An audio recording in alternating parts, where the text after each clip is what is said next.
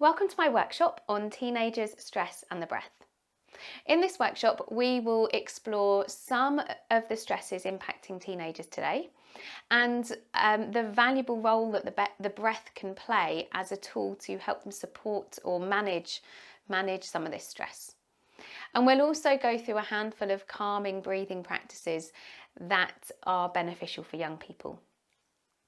So the teenage years can be stressful for a number of reasons. Some teenagers just sail through it, but for a lot of young people, it can be a bit of a challenging time. And the body is changing really rapidly, and that can make teenagers feel self-conscious or just awkward in their bodies, or lead to feelings of being overwhelmed by the whole thing.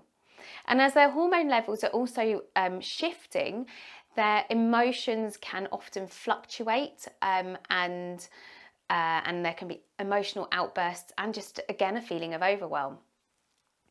And as the body clock starts to shift, young people naturally want to wake up later and fall asleep later. So they're not being lazy, it's kind of what their body is naturally wanting to do. But because they have to get up early to go to school, often teenagers are tired, and we know as adults that can lead to feelings of being irritable and emotional and just low moods or fluctuating moods. But the way that the teenage brain is developing means that the young people often are more emotional, but they tend to be less able to kind of rationalize and regulate these emotions. And then school itself can be quite a challenging place for a lot of teenagers, and especially during or in the lead up to exam time, it can be very stressful. But possibly one of the most influential things on young people's kind of stress levels is their relationships with their friends and their peers. And this is something that's no longer just left at the school gates. It comes home with them in their pockets 24/7, thanks to technology and social media. And there's quite a lot of research now into the impact that all of that is having on young people's stress levels and their mental health. So often young people don't have much experience or understanding of stress, and that can make it hard for them to recognise what they're feeling and then kind of take some steps to do something about it. So teaching young people just about stress in general can be really beneficial, alongside giving them some ways to manage that stress. And the breath is a great way to do this because, we know as yoga teachers, it's a really powerful way to calm ourselves down and to regulate our nervous system. And when we're feeling stressed out, our breathing becomes shallower and faster. But when we consciously breathe more slowly and deeply and with more awareness, that can help us to feel more calm. So breathing practices are also really good to share with young people because they are really easy to do. They're easy for young people to kind of practice and experience, and they don't require any equipment. They can be done anywhere. They can often be done without anyone even knowing that you're doing it, which is really useful for young people because they tend to be a bit self-conscious and kind of about what people might be thinking about them. So if no one even knows they're doing it, then it doesn't really matter. So we're going to go through a handful of breathing and pranayama practices for young people that can be helpful to support stress and help people to feel calm. So what I would say with these, the same as any yoga practice, is that some people might find them helpful, some people might not. And it's really important that we are offering these to young people without telling them what they are going to feel, but inviting them to explore the practices themselves and notice what they personally feel, and acknowledge that some of these practices might feel calming and some of them some of the young people might find them calming and some of them might not, and that's totally okay. So if they don't find it helpful, to just stop and not do it. That they don't have to carry on doing these practices if it doesn't seem to work for them. So a good place to start is with noticing the breath, because as yoga teachers, we probably have quite a lot of awareness of our breath. But for someone who hasn't practiced yoga and they haven't noticed their breathing, it's an involuntary part of our body. We don't consciously think about breathing every time we breathe. We can take conscious control of our breathing, but it's something that goes on in the background. So it's helpful to bring people's awareness to it. So we can start by just placing one hand on the chest and one hand on the belly and noticing which hand moves more. So just breathing here, noticing which hand is moving more. And we know that when we're under stress, we tend to breathe more shallow into our chest. And when we're calm, we tend to breathe more deeply into our bellies. And so it's helpful for people to just notice how they're breathing. And from here, we can start to direct the breath into the belly. So consciously breathing. So we're trying to keep the hands on the chest still, more still, and move the hands on our belly. So this can help people to feel calm, but it can make people feel uncomfortable if they are habitually breathing into their chest and then we're asking them to do something their body doesn't normally do. It can feel awkward, it can feel uncomfortable, it might not feel calming. And again, that's something important to acknowledge with your students. So from noticing the breath, we can come into belly breathing, just placing the hands on the belly and breathing in and out here, just allowing the belly to move towards the hands on the inhale, back towards the spine on the exhale. Again, acknowledging that some people don't breathe like this. Some people inhale by drawing the belly in and exhale by pushing the belly out. And to breathe the opposite way round can also feel uncomfortable. So this might not feel that calming, but it's something that maybe we can work towards perhaps. So this is also just helpful for young people if they're sitting at a desk, and they just want to have something to help them to feel calm. Just placing the hands on the belly, no one's going to see them do it, and it can be quite a nice anchor. So we can also use this little ball. It's often used for children's yoga, but it can be helpful for teenagers as well, to demonstrate how that belly breathing, when we inhale, the belly moves out. When we exhale, the belly moves back towards the spine. And then in a moment, we're going to go through 3-part breathing, and the same happens with our rib cage. So when we look at the ball, we can demonstrate how when we inhale, the rib cage expands and the diaphragm moves down, much like this ball is moving out. So that all expands and the space in the lungs gets bigger and the air comes in. And then when we exhale, the rib cage moves down, the diaphragm moves back up, and that space kind of in the lungs gets smaller and the air moves out. So that can be a helpful way to demonstrate what's happening when we're breathing. It can also be a nice relaxing visual to just get your students to breathe in as the ball expands, breathe out as the ball comes back in. And for some people, that visual tool can again be quite a nice calming anchor. So that anchor stops the mind from focusing on other things. The mind is focusing on this instead. So from there, we can come into 3-part breathing where we're just breathing into the belly, hands on the belly, taking a few breaths here, and then breathing into the rib cage. So placing the hands on the rib cage so the fingertips are just touching, and on the inhale, the rib cage expands, maybe the fingertips move apart. On the exhale, they move back down. So taking a few breaths here. And then breathing with the hands on the shoulders. Just allowing the shoulders to rise on the inhale or the chest, and exhaling to release. So we can do that in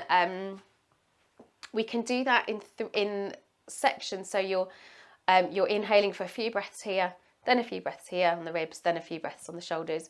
Or you can breathe a little bit of breath into the belly, a bit more into the rib cage, a bit more into the shoulders, and then a full exhale. The only thing with that I would suggest is that when you're taking those little tiny retentions or tiny pauses, if someone's feeling stressed, anxious, and their breathing is already quite shallow and tight and short, to restrict the breathing even more can make people feel more stressed, and it's not always recommended. So instead of those kind of little retentions, I would suggest to breathe from the few breaths here, few breaths here, few breaths here, to just breathing in one go into the belly, the ribs, the shoulders, and then exhaling all the way out. And you can use the hands lifting up, past the belly, past the ribs, past the shoulders, exhaling all the way back down. And you can also imagine a colour filling up the body, from the belly up and then back down as you exhale. So from there you can move into what I like to call wave breath, where instead of breathing into these three parts kind of in the torso, we're breathing through our whole body. So breathing in, imagining we're breathing in from our feet all the way up to the top of our head, from the top of our head all the way back down and out through the feet. And we can do that in stages, so you can make up your own stages, but I like to breathe from the feet up to the knees, and then from the knees back down and out through the feet, and then from the feet up past the knees to the hips, from the hips back down past the knees and out through the feet, from the feet up past the knees, the hips to the belly, from the belly back down and out through the feet, and then up to the chest, back out, up to the throat, and then up to the head, and all the way back down and out through the feet. So you're going up in those little stages. And with each stage or each breath, you can imagine a colour filling the body up. So each kind of round, you fill the body up a little bit more with breath. You can imagine it like a wave lapping up the body. But I would always say with visualizations, be very careful to tell people what to visualize, because everyone has their own experiences of these things. So someone might really not like the sea and really not like the waves, and so visualizing a wave flowing up and down their body might be really stressful and not calming. So be careful of that. I would suggest instead imagining just a colour moving up the body in these kind of waves, filling the body up a little bit more with each breath until you're breathing from the feet all the way up to the top of the head, from the top of the head all the way back down and out through the feet. And then maybe imagining breathing in some energy and breathing out any little bits of tension that you want to release. So from here, we can introduce three Nadi Shodhana, so we are alternate nostril breathing, which is so calming for a lot of people. So we would bring the thumb over the right nostril, the index finger, middle finger in between the eyebrows, and the fourth and fifth finger over the left nostril. So kind of closing the right nostril, inhale through the left, close the left nostril, open the right and exhale. Inhale through the right, close, open the left, exhale. So you can go, a lot of people teach Nadi Shodhana or alternate nostril breathing with a count. Again, counting the inhale, counting the exhale, perhaps even counting the retention. I would suggest don't count with young people, especially if they're feeling stressed. Just let them breathe at their own pace and just regulate their own breathing. And naturally this will help to, this kind of hand thing will help to slow the breathing down anyway. Another thing that we can do, instead of doing this with our nose, is to use our hands. So it's not strictly alternate nostril breathing. But again, thinking about how young people are often self-conscious, they don't want people, they might be conscious of what other people can think if they, if they're sitting there on a bus and they start to do this with their hands, they might be embarrassed. But, or if they're in class, instead of doing that, they can sit at their desk or on the bus very, very kind of quietly and just imagine you're breathing in and out instead of through the nostrils, through the hands. So closing the right nostril, breathing in through the left, closing the left nostril, closing the right hand, breathing in through the left hand, closing the left hand, opening the right hand and breathing out. Breathing in through the right, closing that right hand, opening the left and breathing out. So that movement of the hands, again, just acts like a little bit of an anchor, gives the mind something to focus in on. And it helps, it's getting you to consciously breathe a bit more into your left side, a bit more out through the right, etc. But it's just a bit more subtle than just starting to do this. So we can also, thinking about anchoring the mind, we can use counting. And I would say rather than you counting for your students, and again, like with Nadi Shodhana, having set counts for the inhale, set counts for the retention, set counts for the exhale, I would suggest using the counting for your kind of letting your students count for themselves in their own minds, a bit like a metronome just ticking. Because it means when they're not, for one thing, it means when they're not in class and you're not there, they can do this themselves. And it just allows them to find their own pace. So you're inhaling, you can guide initially. So inhaling for a count of one, or counting 1, 2, 3, 4, as long as that inhale goes for, and then exhaling 1, 2, 3, maybe 4, maybe 5, for as long as that exhale lasts. And then just carrying on the counting. They can count in their own head, and they can just notice how long each inhale and each exhale are. Notice if they're the same length or different, and then maybe start to extend the exhale a bit. So we know that when we breathe out for a bit longer than we breathe in, that also kind of sends that message to our nervous system that we're feeling calm. It activates the parasympathetic nervous system. So breathing out for a bit longer than we're breathing in can be really soothing. Equally, that counting, a bit like a metronome, that can be an anchor for the mind. So instead of it thinking about everything else, it can just be focusing on this counting. Alternatively, you can invite your students to just say the words, breathing in as they're breathing in and breathing out as they're breathing out, and just repeating that in their minds. So again, with counting, the one thing I would say is some people find it really calming. Some people find it actually makes them feel more stressed. And I would say that to my students so that they don't feel awkward if it doesn't work for them, if it makes them feel more uncomfortable. Just acknowledge that, and if they don't find it as helpful, then they don't have to do it. And if they do find it helpful, it's another tool for them to be able to use. And then finally, when we are extending the breath, extending the exhale, that can also be really calming. So we can teach young people to extend the exhale by simply sighing the breath out.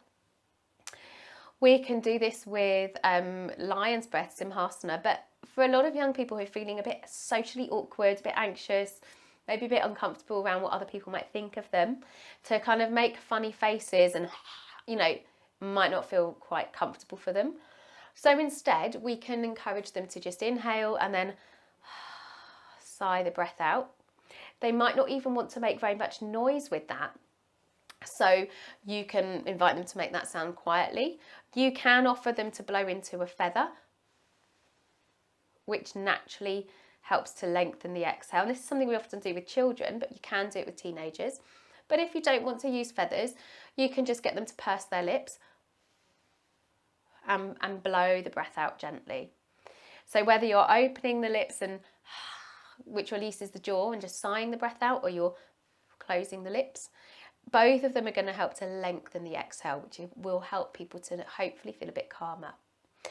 So there are lots of other pranayama practices we can do. Bumblebee breath or Brahmari, where we're humming. That can feel really calming. That sound can be soothing. But for some young people, making that sound can feel awkward. Ujjayi breathing, where we are kind of breathing into the back of our throat and closing off the throat slightly. That can feel really calming. And that also both of those lengthen the exhale. But for some people, especially young people, again, making those sounds can feel a bit awkward. They don't necessarily want to make those sounds in class around other people. So it's something, having other options is really helpful. Thank you for joining my workshop. Hopefully it's given you a little bit of an insight into some of the stresses affecting young people today, and just how valuable the breath can be as a way to help for young people to kind of manage some of that stress. So by all means, go through the breathing practices that we've done and share them with your children or your friends' children or young people that you already work with, or just explore them yourself and see how you find them.